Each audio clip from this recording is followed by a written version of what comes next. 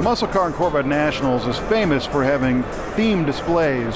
This one is part of the class of 72, and it's kind of a sub-theme display because these are all 1972 Buick GS 455 Stage 1 convertibles.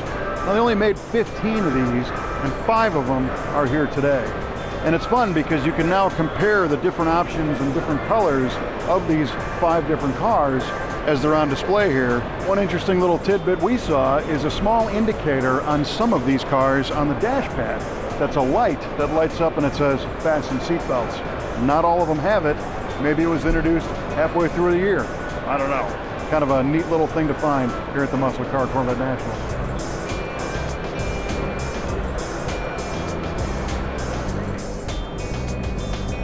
There are car shows where you go to the facility and it's a big room full of car after car after car, and sometimes they don't really make sense of why they're parked next to each other. They just jam them all in. But here at the Musclecar and Corvette Nationals, things are contextual. And Dan here has been very instrumental in putting some of these theme displays together. Tell me what we're standing in this time. This is the class of 72, honoring the class of GM, Ford, AMC, everything I could find that was really unique this year to the 72 class, and celebrating the 45th year of the 1972 class. So I was very excited to do this. It was a lot of fun. Yeah. Well, you've been able to pull together a tremendously cool variety of cars that share that common thread of 1972. Yeah, you know, it's hard to say no to some people when they have got great cars, because you can only fit so many cars in here, you know? Yeah. And so that's the downfall of it, if there's any kind of a downfall to the show. Not everybody can make it, but I invite people next year to come, you know? I would think, looking at how difficult it might be to get these cars together, if I dreamed up some theme display, I'd be like, where do I start? Where do I find the first car? But you're saying you got the opposite problem sometimes. Yeah, the first couple years, it was just the opposite. It was just the opposite, you know, I'm like, where am I going to find these cars? How am I going to do this, you know? And now, because of the show is just growing and growing and growing, and people are coming, you know, from all over, Canada, California, Florida, it's just, it's really fun to see this show grow, and it's very rewarding. Yeah. Very rewarding. So you were able to pull together a really wide variety of cars this year. What are we looking at? Well, we're looking at some unique cars that I had to hand select, and if you noticed, we're really Buick heavy this year. Mm-hmm. Buick and Oldsmobiles just came out of the woodworks this year for whatever reason, you know, and it's fantastic to see the Buicks and the Oldsmobiles here. Not the, you know, everything else is just as great.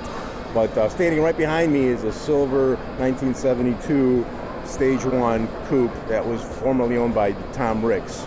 And we're hoping he shows up here today. And John Colpizzoli is the owner of the car today. And I was proud to put this car right in front of center because it's actually an NHRA record holder car from back in the day. And it's a phenomenal car, a lot of history. We've got this Torino right here. It's 351, beautiful green on green Torino.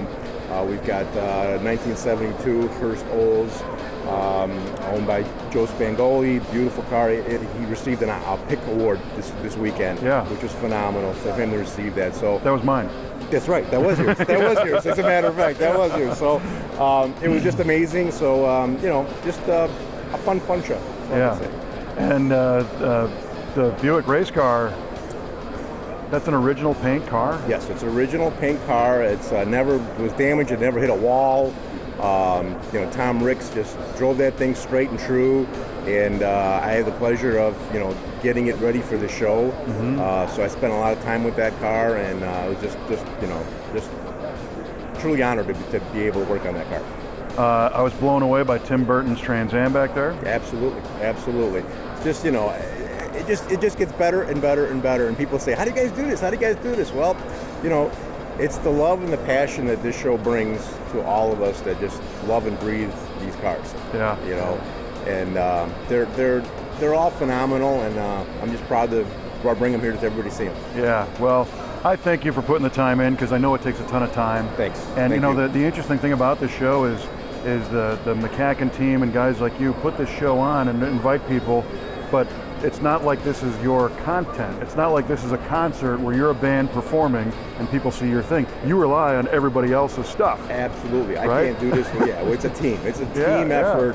And, you know, I always try to say we. Yeah, you know, definitely. It's all about the team. It's the people backstage that have that you don't even see back there. Right. It's the best, biggest indoor muscle car show, and it just gets better and better and better. And just wait to see what's coming. Next year is going to be phenomenal. 2019, celebrating 1969. 2020, celebrating 50 years of 1970. Yeah. Oh my God, we've got some killer stuff coming. It's just going to be phenomenal.